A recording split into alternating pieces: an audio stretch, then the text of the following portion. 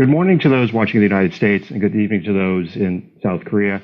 In recent years, Korea has seen trade disruptions from the deployment of the THAAD missile defense system, the U.S. China trade dispute, its own disputes with Japan, and the pandemic.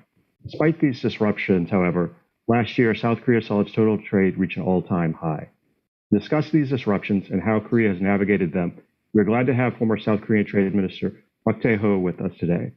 Trade Minister Park is currently the president of the Global Commerce Institute of Lee & Co., a leading global law firm based in South Korea. He is also a professor emeritus and former professor and dean of the Graduate School of International Studies at Seoul National University. We're also glad to have Randall Jones with us today for the discussion. Randall is currently a non-resident fellow here at KAI and previously was the senior counselor for East Asia and head of the Japan-Korea desk at the Organization for Economic Cooperation and Development. We'll be leaving some time at the end of our discussion for questions. So please, if you have any questions, leave them in the comment section on YouTube. Trade Minister Park, you recently wrote a paper on these issues for KAI, Korea's economy publication, titled Korea's Recent Trade Performance in Response to External Development. And I'd like to turn to you for any initial thoughts that you might have on these issues or others. Okay, thank you, Troy. Also thank KAI for giving me this opportunity to write this paper and also have a session, live session with you and other audiences to discuss my paper. Before we start our discussion, I would like to say a few words to give an overview of the paper.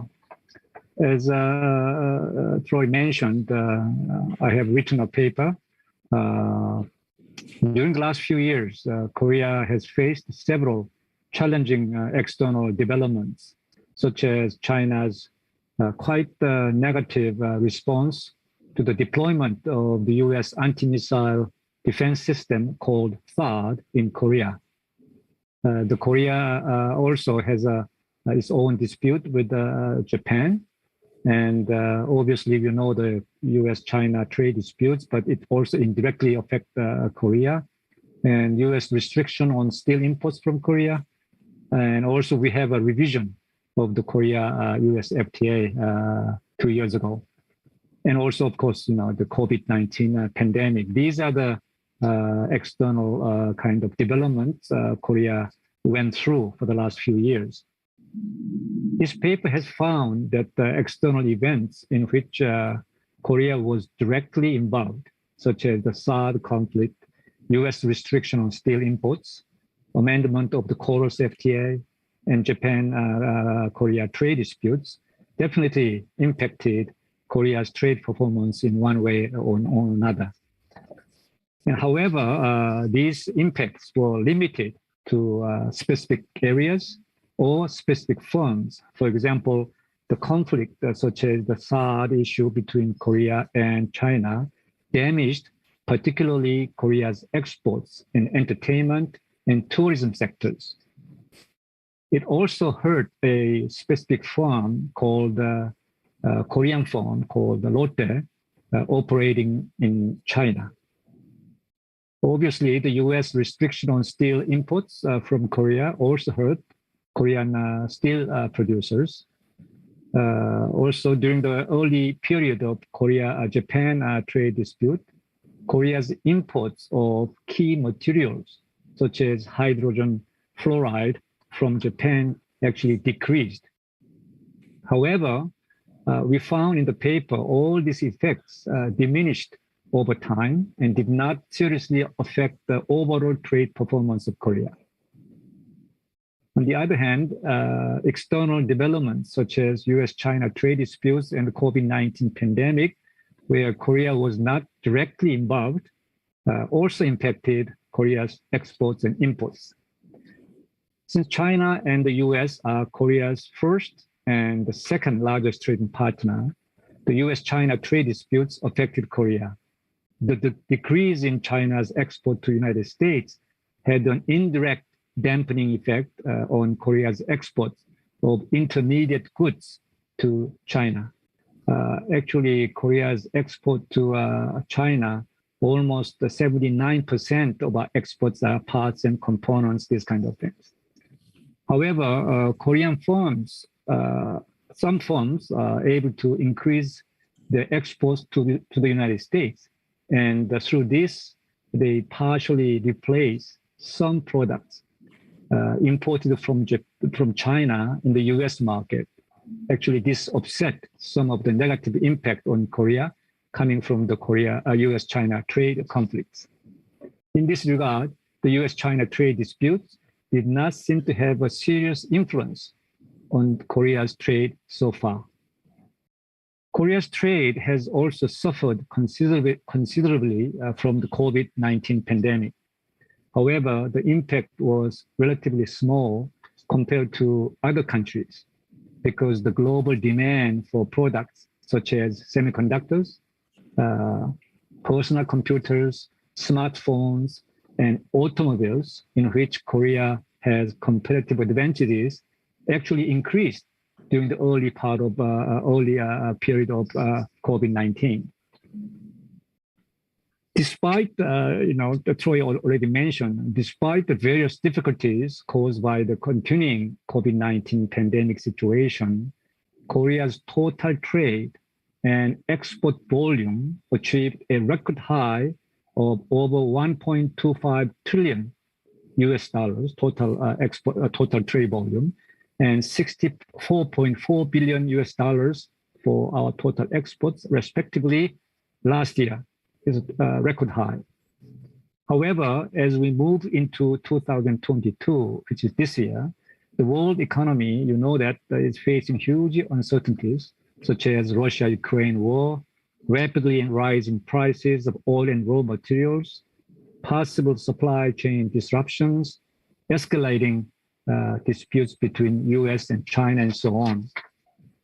So future growth of world trade looks also very uncertain.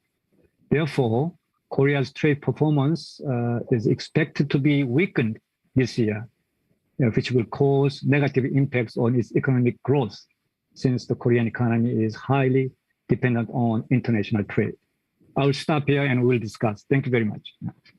No, thank you. And I think you set the stage very well for our discussion.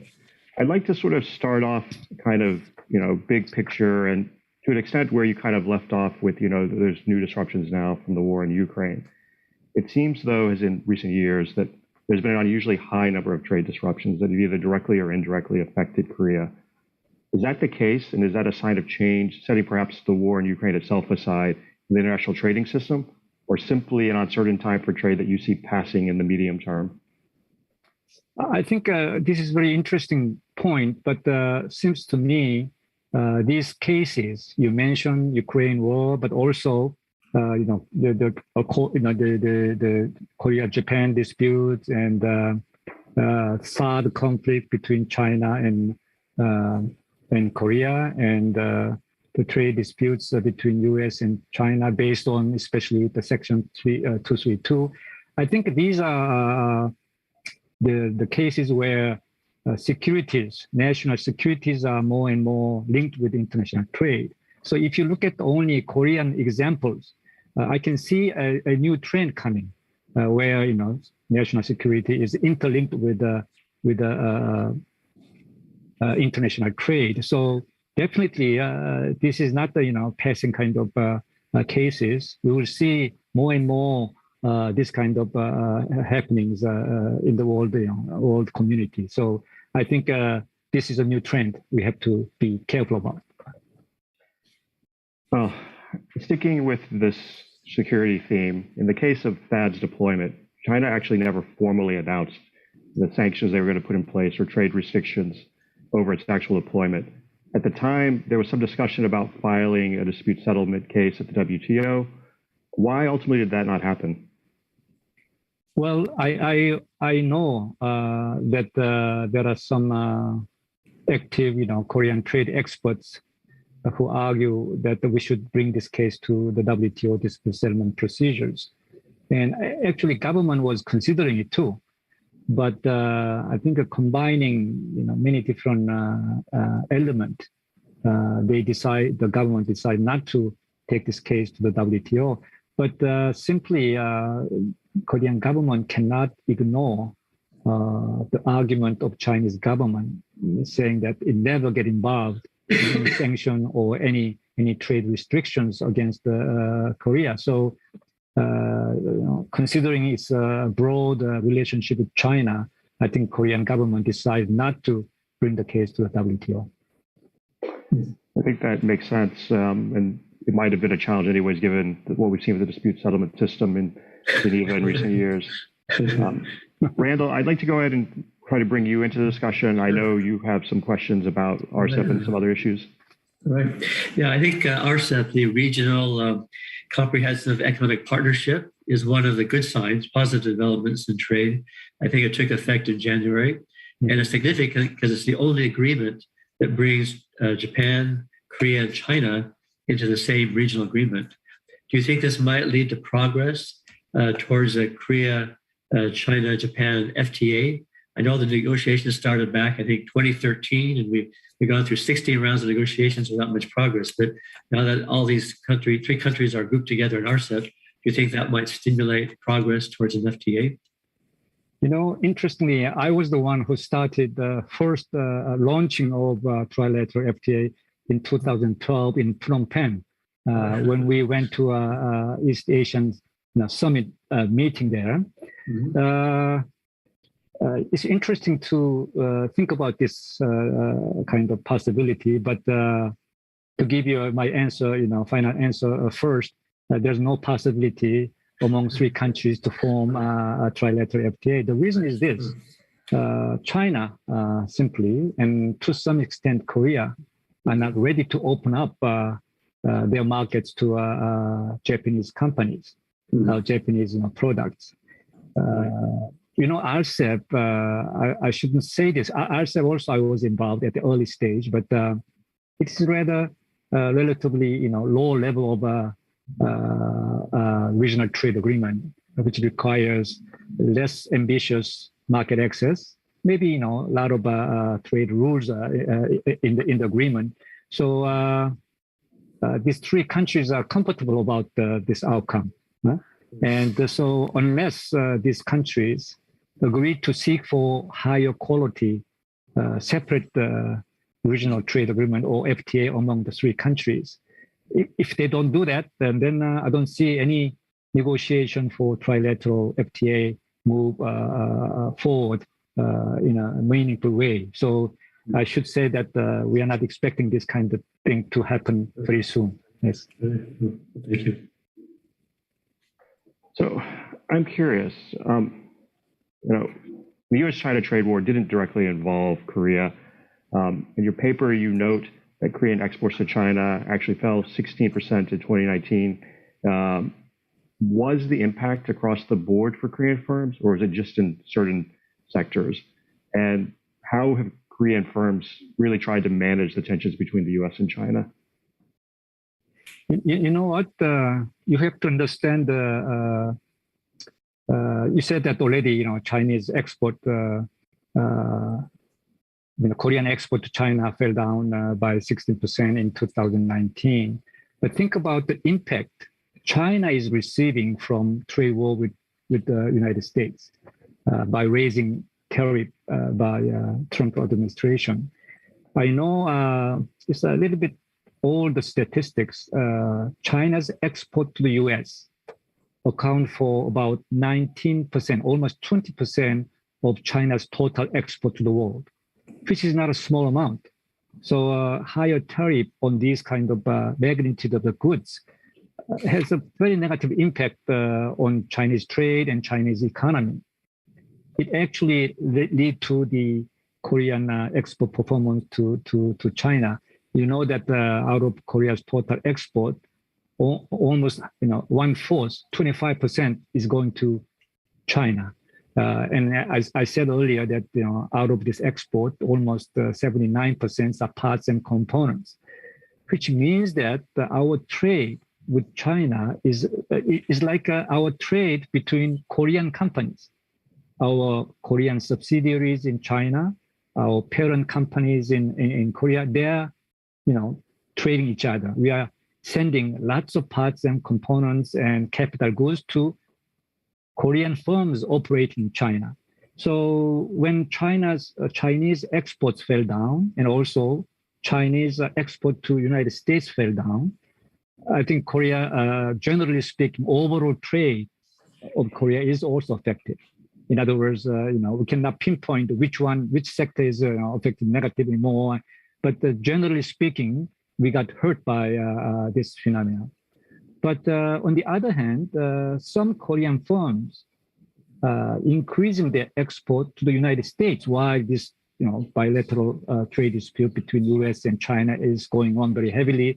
We export more to U.S. market, which means that some Korean firms produce goods outside China and in Korea or maybe in Vietnam and send it to United States.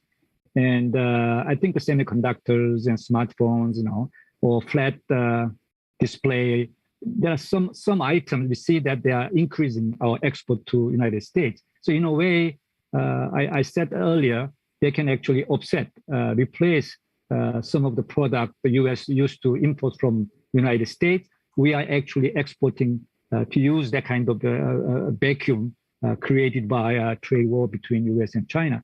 So Korean firms are quite smart and assemble things, even outside China and try to export to United States. So in that way, we accommodate our difficulties through that kind of diversifying activities. It's interesting. I remember towards the last year or two of the Trump administration, there were a lot of concerns raised by them about increased exports from Vietnam to the United States. And Samsung has invested heavily in Vietnam. And so it's sort of, you can't win to lose almost, in a sense. Mm-hmm. But speaking of the Trump administration, it wasn't just indirectly that Korea felt the impact of the Trump administration's trade policies. President Trump threatened to withdraw from the KORUS FTA. We all kind of know the famous story of Gary Cohen pulling the executive order off his desk when he wasn't looking.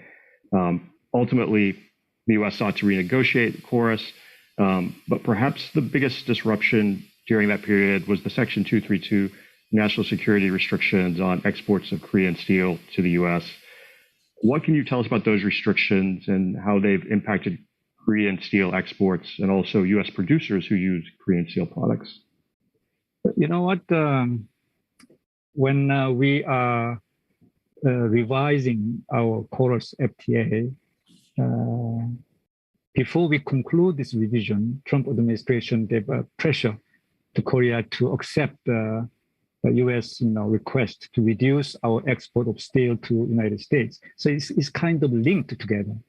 But when you come to the revision of KORUS FTA, we simply gave a lot of concession to the United States. It's not the kind of barter of giving this and accepting this. We gave a lot through revision of KORUS FTA. In other words, we delayed our export of our trucks to United States maybe by 20 years or something like that. So in a way, potentially Korean car makers are hurt, losing the potential benefits. They delay these benefits, by 20 years.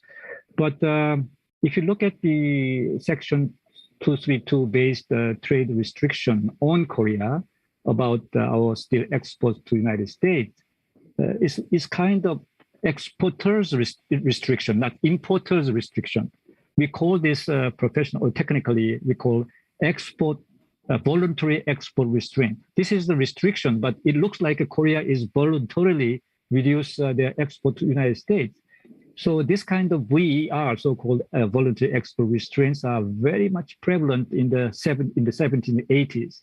So when we have Uruguay round negotiations, when we end the negotiation and start the WTO in 1995, all the members agreed to ban the VER kind of restriction in the future. In a way, VER is banned by the WTO, legally speaking. So as a trade economist, we know this kind of situation.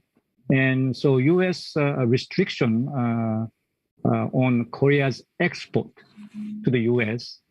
should not be taken imposed on Korea because VR is banned by the WTO. And I should say Korean government should not have accepted this kind of request made by the United States because this is not the right thing to do according to the WTO. But anyway, this happened. This hurts Korean steel producers. And also this quota restriction is very inflexible. In other words, they cannot change the timing of the export. They cannot substitute for different products. It's every portion of the product every month is restricted. So it's a very, very stringent restriction on Korean steel makers. So at the beginning, they got hurt very much, but later they are adjusting a little bit and gradually. The problem is the United States recently relaxed their restriction on steel imports from EU and Japan to give a lot of other improvement in the bilateral relations. So Korean government is really hoping that we are the case. We should also negotiate with the United States and get some relaxed kind of environment. Of course, we have to consider so-called excess capacity or climate change component in the negotiation, but hopefully, because we are competing, Korean steels are competing in the U.S. market, not only U.S. steel makers, but also European steels and Japanese steels, and Korean steels should be in fair competition kind of environment. So we hope that the two governments should tackle this, restriction agreement, better, the more improved kind of agreement soon. It's almost in a way perplexing that the Biden administration hasn't addressed this issue because given the supply chain disruptions we've seen over the last 2 years, given that the inflexibility of the quota means that if there are shifts in the needs of products in the United States, it's hard for Korean firms clearly to take and change its product mix. It seems like this is kind of an opportunity for both sides to do something that would benefit each other. But it's just the politics of it, I think, in the U.S. is perplexing. And sorry, I forgot to mention that you also asked, what happened to the U.S. Consumers or U.S. producers. I think according to a research done by Peterson Institute for International Economics, actually this kind of steel import restrictions by the Trump administration over that period, the price of domestic steel price in the U.S. rose by 9%, according to that research, which is hurting steel users. In other words, some companies making refrigerator or any kind of thing which require usage of the steel, maybe domestically produced, but they are using also imported steels. The price goes up. So their international competitiveness in the world market is also really down because of this kind of restriction. So quantity restriction is bad in economic theory because it hurts everybody. So once you start, then it hurts everybody. So it's not a very good idea to restrict that kind of thing. Or maybe tariff is much better. I was actually in the Reagan administration in the 1980s when the infamous VRA, voluntary restraint agreements on Japanese cars. In that case, maybe a special case, but the Japanese automakers had a good time because the price of Japanese cars went up so much, it made them much more profitable. So from the Japanese point of view, they were very happy to accept these VRAs, knowing that it'd be a windfall for their producers. So I guess steel's a different kind of market. But looking back at U.S. trade policy, that was a big mistake. And I'm surprised that the Trump administration would try the same thing again with a key product like steel, which hurts other manufacturers, as you mentioned, like refrigerators, whatever. You know what? In the textbook of international trade, Professor Paul Krugman mentioned about VAR, the voluntary export restraint. In the 80s, U.S. imposed VAR on Japanese cars. The purpose of imposing this to help the domestic car industry, the U.S. car industry, but it ended up helping Japanese car makers because they are having huge premiums because of high prices. So actually, he said that you are helping enemies, not helping your own companies. Yeah. And I mean, the whole thing is just, it's perplexing. I mean, right now, the U.S., obviously is sort of experiencing more inflation than most countries, but I mean, you're seeing inflation around the world. Obviously, removing the steel tariffs and quotas won't eliminate that inflation, so I don't want to leave that impression. But it's feeding into a system where you already have a problem, and so the fact that we're not actually trying to address one of the things we actually could do to at least take one step towards reducing inflation, when that's the largest political issue in the United States, to me is somewhat perplexing, just even from a political standpoint. But I think, Mr. Park, you're right that often we see these unintended consequences. My colleague, Yang Kwan, he pointed out to me that when the U.S. put in place restrictions on Japanese exports of semiconductors to the United States, it actually helped really spur the South Korean semiconductor industry, which now is, a world leader. So restrictions don't often play out the way one expects them to. I have one more question before I want to turn things largely over to Randall, who I know has a series of questions he'd like to ask you as well. But in 2019, Japan placed export restrictions on key chemicals for the semiconductor industry. While this ultimately didn't stop exports in sufficient quantities to prevent semiconductor production in South Korea, how have Korean firms adapted to this increasing uncertainty within their own supply chains? Okay, this is very interesting case because actually those materials which are essentially needed to produce semiconductors. But before we say that, those materials, Japan changed their export procedures to the different groups of countries. Korea belonged to certain groups where those kind of so-called strategic materials, which may be used for military purposes, more that kind of purposes. Those materials, when Japanese firms export to some countries, the group of country, Japan feel that this is safe to export. So they can actually automatically approve their export, any kind of amount to those kind of countries. Japan moved Korea from that group to the other group, which means for every export of every strategic materials, you have to get some kind of approval before you export. This is the kind of so-called U.S. Japanese export restrictions toward Korea. In any case, those key materials, very advanced key materials, we needed for semiconductors and other advanced technology kind of equipment and products. So as I said before, some of the key materials import from Japan dropped, which means that they are causing some difficulties to Korean companies. So how to adjust to this kind of restrictions? Korean firms are focusing more on diversifying import sources. In other words, they can change the sources from Japan to Belgium and other countries. So they succeeded to somewhat. They succeeded by diversifying their import sources from Japan to other parts of the world. But also, many Korean companies try to produce some of the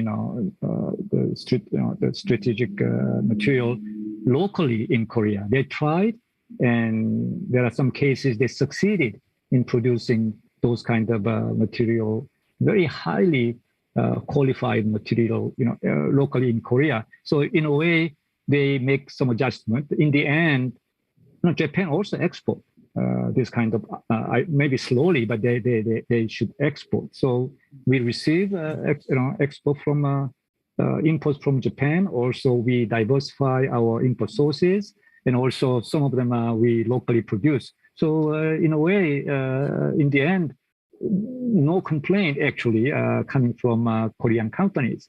So some Korean economists and some people saying that because of this dispute, actually Korea can reduce our high dependency on Japan for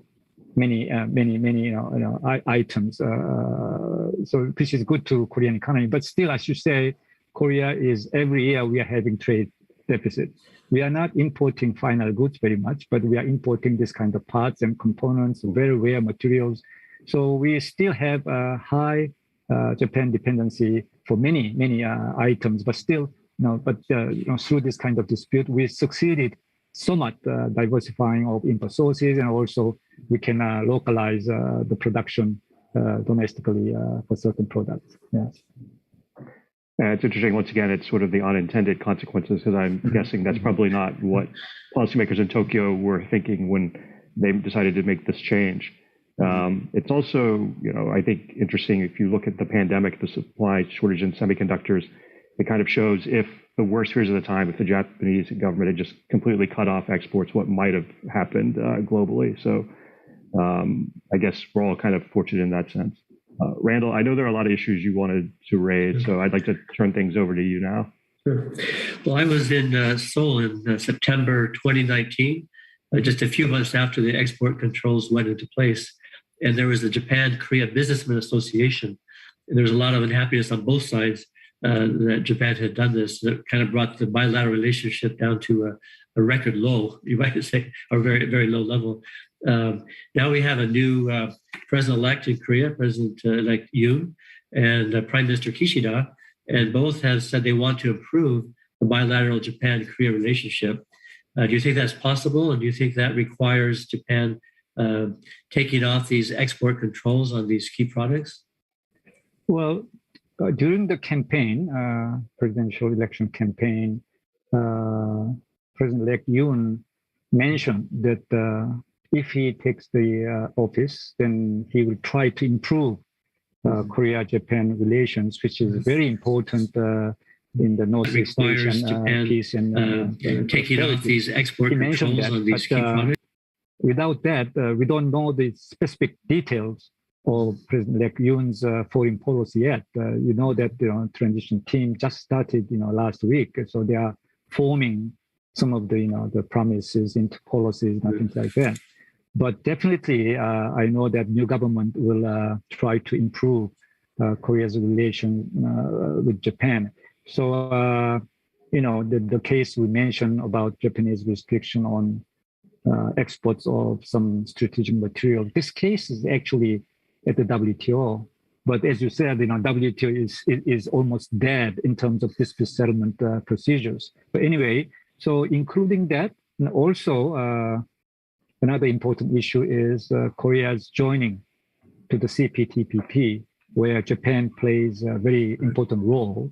So they will put together, I'm not talking about political issues and history issues, but only for economic issues. I think they will mention this kind of thing and have some kind of compromise or some kind of new direction to pursue. So I really think that both governments should try to improve and focus on more important issues which are relevant to the future bilateral relations, for the whole countries, for both countries. I think that this is the thing we really hope for the new government. Yeah. Right. Well, you mentioned the CPTPP, and there are many signs that Korea is about to apply officially to join that organization. Previously, you said you're not sure that Korea and China were ready for a high-level trade agreement, but you think Korea would benefit from joining the CPTPP? So far, Korean government, even when I work for the government, main reason we can appeal to the general public of Korea, we can export more because we are having FTA, we are expanding our export market. But now we have 17 FTAs. We have FTA with almost all countries. So CPTPP is hard to sell to the general public because, out of 11, 9 countries we have bilateral FTA with. So can we further expand our export market? Not really. But the more important thing is that Korean firms, if we join the CPTPP, will have much better flexibility in terms of producing parts and components here and there, assemble things, and export to any countries within the CPTPP. It's much easier, much more flexible. So I think this is a great benefit to Korean companies. This is the main reason why we should join CPTPP. It seems as well that CPT is kind of setting the rules for international trade. So it'd be good for Korea to be at the table as these rules evolve in the future. So Korea is the sixth largest trading country in the world, should be part of this to set the framework for international trade, I think. Especially when the WTO is not properly working. I think CPTPP set the rules very high for many, many different areas, including digital trade, environment, and labor, things like that, and public state-owned enterprises. There's a lot of disciplines and rules within the CPTPP. So I think there's many reasons for Korea to join. Yes. You mentioned the outlook for trade. In your paper, you point out that in 2021, Korean exports, I think, went up 27% in dollar value. I think 8.5 on national accounts basis. The forecast for this year, I think OECD said about 3%. I think the government had about 2.5%. So far, exports seem to be doing quite well, but you think there is a risk that we might even see an export decline this year, given what's happening in Ukraine, China with lockdowns in Shanghai and Shenzhen, all these negative trends. So do you think we'll even have positive growth in trade this year, 2022? I think we hope to have positive growth, but not as much as in 2021. But as you know, IMF, even before Ukraine war, IMF revised its world economic outlook, which they published in October last year. And they downgraded, they make a downward adjustment of the world economic growth from 5.9 to 4.4%. It's quite a big amount. They make a downward adjustment. And then they are actually saying that we may have to revise the outlook again because of the Ukraine war. Already 3 weeks. I don't know how long it'll last. So definitely world economic outlook is not in good condition. We expected rather rapid world economic recovery out of COVID-19, but things are not going that way. And if that's the case, the Korean economy is heavily dependent on exports for economic growth. So this year, we may end up less, performance than last year, both in terms of economic growth and also in terms of our trade. Yeah. And finally, during my last trip to Korea was in November, and I had a chance to talk with the economic advisor of the Blue House. And one of the main topics of discussion was the shortage of a chemical called urea, and because it goes into producing a wide range of products. And it seems in this new environment that these supply chain disruptions and shortages of key products is increasingly severe. I guess the Japanese, especially the Japanese controls, shows that Korea can overcome that. But do you think this will be a big threat to the Korean economy going forward? I think not only the government, but business sector are really worried about supply chain disruption because of the war, because of the forced labor, kind of prevention act. There are many things, which is hurting the supply chain. So I think Korean government, along with the business sector, they are actually investigating almost more than 1,000, many different items we are importing from outside. Out of that, those which are heavily dependent on foreign, sources. In other words, like 90% of our supply is coming from outside. So they are actually listing all the items and try to do monitoring, very close monitoring. And if something strange happening, then immediately they want to prepare some diversifying sources, this kind of things. So, Korea is a small country lacking a lot of natural resources. We have to be very careful. So they are very much alert. Government and business sector closely helping each other in investigating what's going on in supply and demand for key materials. We are doing that. Thank you. So, as a reminder to everyone watching, if you have a question, please place it in the chat function on YouTube. But before we move to any questions from the audience, I have one last question, and this sort of builds off Randall's question on the war in Ukraine. We've talked about how Ukraine is a key source, and Russia as well, for components within the supply chain, be it oil and gas, wheat, neon and xenon gas, which is used in the semiconductor industry. All of these things have seen price increases as well, setting aside questions of disruption. Based on your own experience on how Korea has handled other external shocks, how would you recommend Korean policymakers deal with this shock? There's no secret way of dealing with so much uncertain kind of developments. But the best thing I can suggest to the government officials to form some kind of various, not the one committee, but some committee for semiconductors, some committee for natural, some other raw materials or whatever, which consist of not only government people, but business representatives, but more importantly, the experts from universities and research, institutes. So let them form some kind of committee on special kind of items, and then let them monitor supply and demand kind of status of certain items.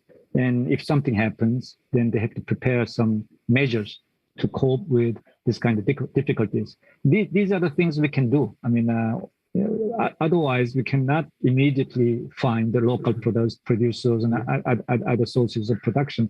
So to secure stable supply of certain strategic materials, I think we have to monitor and we have to find out different sources of supplying this kind of things.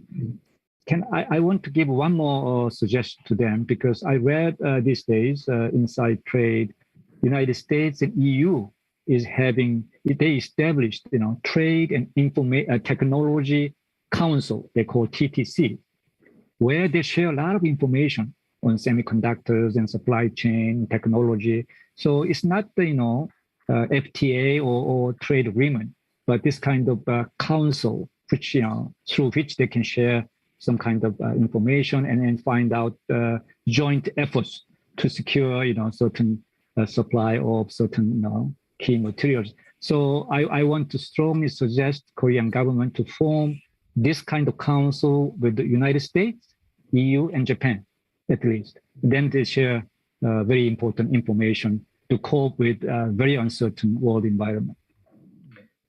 I think that actually really goes well into a question we have online that I'd like to ask you as well, which is, back at the summit last year, the United States and South Korea agreed to cooperate on supply chains.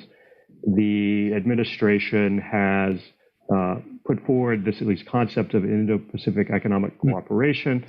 Do you see perhaps that has a better forum for supply chain cooperation, or do you think the bilateral level is a better way to cooperate? I think we need both, but the Indo-Pacific economic framework will include many different countries, which is sharing common values, the market economy, or all kind of things, which is much more flexible. But how closely they share the information, this is a question. But if you have a bilateral council, maybe you can have more specific measures to discuss. But both of them you need. And Korea definitely, the new government is considering, cooperating with the U.S. initiative on Indo-Pacific Economic Framework. And also our President-elect Mr. Yoon, mentioned during his campaign that he will consider joining the working group of Quad on vaccine, technology, and climate change. So, we have many different kind of approaches, not in a trade agreement, but, consultation and cooperation agreement, cooperation format will be much more important in the future. So I have one last audience question, and then I'll turn back to Randall for any last question or comments he might have. So climate change has clearly become an important issue for countries around the world, but it also impacts trade. We've seen that there are disputes about how to handle this, whether the CBAM mechanism that the European Union has put forward or other more sort of direct efforts as we're sort of seeing between like the U.S. and South Korea trying to increase trade in things like electric vehicle batteries to transition to cleaner technologies. What role do you see climate change playing in trade and in U.S.-Korea trade specifically? I think, the CBAM or emission trading system, there are lots of things each country is doing, but we don't have any commonality to talk about direct measures to reduce carbon emission. So it may take some time to have a more synchronized kind of system to share. I mean, each country has a goal, a nationally determined, committed, NDC, nationally determined commitment level, and their carbon neutrality in 2020. That kind of announcement, declaration are there, but no specific roadmap for each country is synchronized. But the trade between United States and Korea, I think it's not a trade, but we can think of collaboration of technology, which are badly needed to reduce carbon emission, so-called carbon capture and storage kind of technologies and renewable energies, those kind of things. We can actually enhance our cooperation. Universities and research labs and companies are all interlinked together to find out better way of reducing carbon in the future. I think this is a more important area for cooperation rather than direct trade related to climate change. Randall, I'd like to, before we end, turn back to you for any last question you might have or any last comments. I think looking at the Korea-U.S. bilateral economic relationship, one of the very positive signs from our point of view, I guess, is a huge surge in Korean foreign direct investment in the United States. It started off from a relatively small base compared to the European countries who've invested here for 100 years, but it's growing very, very fast. You think this is driven by protectionist policies during the Trump years? Or do you think this will be a long-term trend that the Korean large firms will increase their share of production in the United States? I think there are lots of elements involved in this kind of phenomena. I don't know this phenomena will continue for a long time or not, but very recent years, I think Korean companies made a huge commitment to invest in the United States in battery and semiconductors because markets are there, technologies are there, and the government reshoring policies are there. And normally you can think of United States, a country where wages are so high, But this kind of combination of benefits they are receiving can compensate more than the high wages. So I think those firms, those strategic firms, find United States is a better place to invest.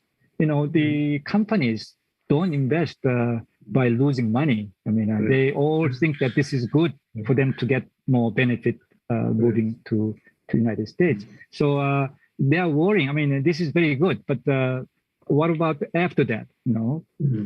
Whether they can acquire more important technology easily from the United States.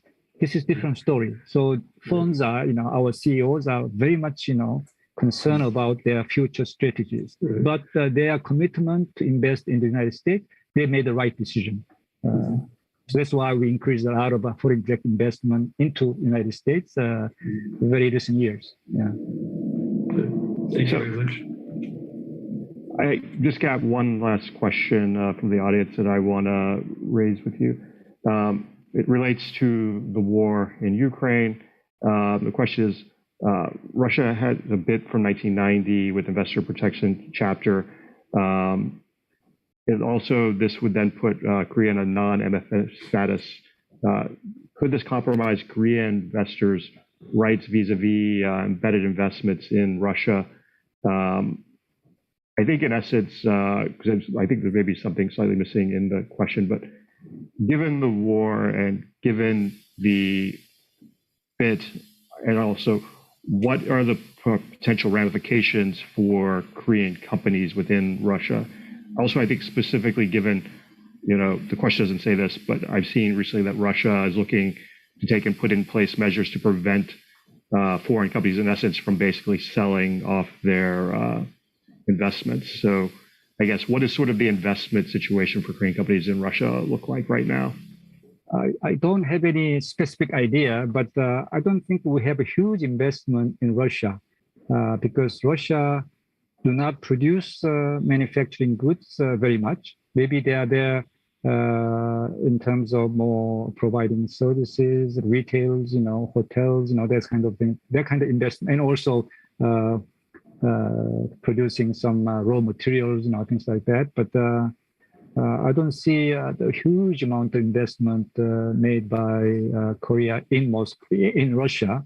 But for the time being, they don't have any choices. They have to stick to the Russian policies and do not make further additional commitment into Russia for the time being. Well, Trade Mr. Park, Randall, I'd like to thank you both. This has been a really great discussion. We've covered a wide range of issues and I think got into real detail on them. And especially Trade Mr. Park, I'd like to thank you for, again, writing the paper. Troy, yeah. Can I just add one more sentences regarding the Randall's question on CPTPP? I forgot to mention this. Actually, this current government made a decision to apply to join the CPTPP, but according to our law, if you want to have a big treaty, you have to follow the certain steps. One of them is holding public hearing. I heard that so many countries like New Zealand, our ambassador in Korea from New Zealand, Canada, they're always curious about when we actually submit our application to the CPTPP. I heard that the day after tomorrow, the government is holding public hearing on CPTPP. I think one day will be enough. After that, they report, they summarize the public hearing and its plan to join, the government plan to join the CPTPP, report to the National Assembly, and then this procedure is ending, then government can go into actual negotiations. So what I'm expecting is that the current government will finish the submission, official submission of its application to CPTPP, and actual negotiation will be conducted by the new government officials in the coming months. This is the thing I want to add to Randall's question. Yeah. Thank you. No, thank you. I hadn't seen that the hearing was coming up. I'm glad to hear that because there had been a lot of questions even we had in the last few days in DC in terms of when the process might move forward. So I'm glad to hear that. And thank you again to both of you. This really has been a great discussion, and I'm so glad we were able to do this. And for those watching, I would like to commend Trade Mr. Park's paper to you. It's an excellent paper. The title again is Korea's Recent Trade Performance in Response to External Development. It's available on our website at kai.org. So once again, thank you both, and I hope everyone has a good day. Thank you very much, Troy. And thank you, Randall. Thank you very much. Good.